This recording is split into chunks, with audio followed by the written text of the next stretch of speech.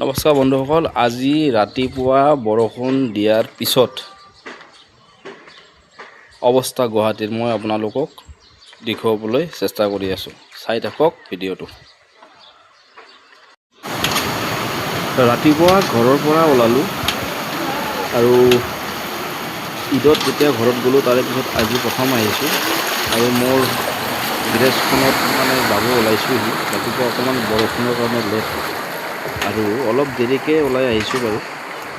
আহি মুঠতে আধা পালোঁ। আধা পোৱাৰ পিছত অৱস্থা চাওক। এইখিনি জেগা আপোনালোকৰ চচাল সাই বাবা মন্দিৰৰ কাষেদি যিটো ৰাস্তা গৈছে সাতগাঁৱলৈ, চাওক অৱস্থা। অকণমান বৰষুণৰ কাৰণে মোৰ বাইকখন আচলতে যাবই নোৱাৰিলে, ডুবি যায়। আৰু উন্নতি হোৱা বুলি কয় গুৱাহাটীখন, চাওকচোন।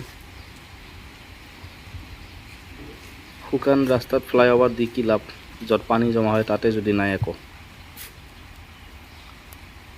ফ্লাইঅভাৰ নিদি পেলাই যদি ৰাস্তাবিলাক ঠিক কৰি দিয়ে কিমান সুবিধা হ'লে মানুহৰ।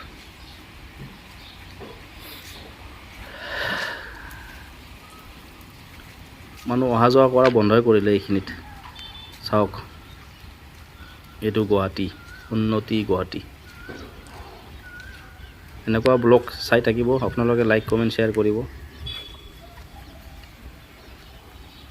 চাওক গোটেই ডুবি গৈছে।